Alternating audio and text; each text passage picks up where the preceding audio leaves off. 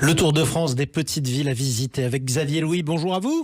Bonjour Jean-Marie, bonjour à tous. Fondateur du réseau Les Plus Beaux Détours de France. On peut retrouver d'ailleurs vos conseils sur plusbeaudétours.com. Plus beaux détours au pluriel par définition.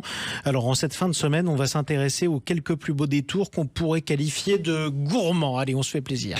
Oui, on a dit que dans ces plus beaux détours, il y a des marchés. C'est ce qui caractérise les bourgs. Et il se trouve qu'un certain nombre de nos villes labellisées Plus Beaux Détours de France ont vraiment choisi d'affirmer leur identité à travers une spécialité. Il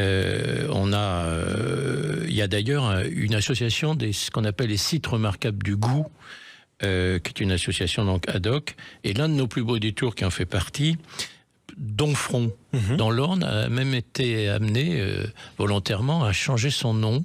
C'est devenu Domfront en Poiré. Et je suppose que ce n'est pas un hasard. C'est pas un hasard, c'est-à-dire que le Poiré, c'est un figure désormais d'ailleurs au patrimoine culturel immatériel français. On rappelle ce que c'est. C'est une boisson rafraîchissante, élaborée à partir de poiriers multicentenaires, savoir-faire protégé par une AOP. Et il existe d'ailleurs une route du Poiré. Vous voyez, on lit toujours le tourisme avec cela, qui est très jolie ville, Domfront, très très intéressante à découvrir.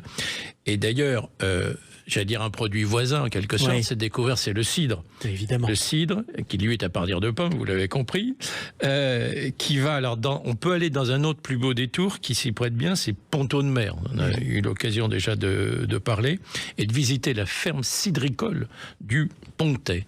Visiter une ferme cidricole, c'est une bonne idée.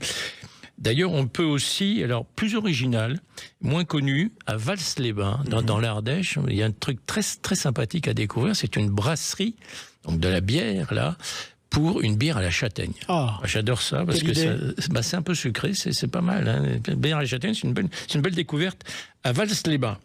Et puis alors, il y a toutes les visites de caves, puisqu'on vient de parler de visites de fermes cidricoles, entre autres, mais les visites de caves, alors on avait parlé pour Limoux, pour Chinon, pour Clisson, avec les muscadets.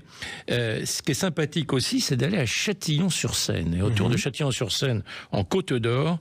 Et là, vous découvrirez, notamment dans 23 communes qui sont vraiment à la limite de l'Aube et de l'appellation Champagne, mais on élabore, on fabrique la même chose, en fait, sauf que ça s'appelle crément. Et là, vous pouvez visiter, on vous expliquera tout cela. Et puis, l'avantage, c'est que vous pouvez ressortir avec de ce crément de Bourgogne, qui sont à des prix très abordables.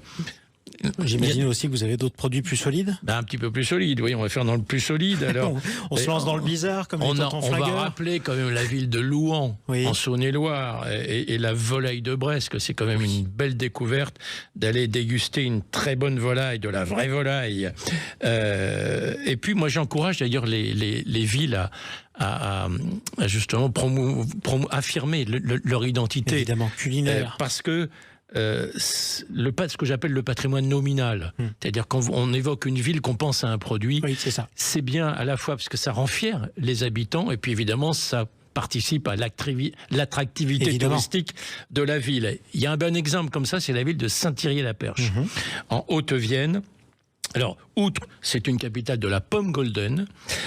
On a parlé aussi, il y a des madeleines d'ailleurs qui sont fabriquées, mais c'est surtout une capitale de l'élevage bovin. Mais surtout, ils ont réussi à relancer une race dont on a parlé récemment sur l'antenne dimanche dernier, la race du porc-noir. Et alors, je peux vous dire que tous les produits, ils sont magnifiques.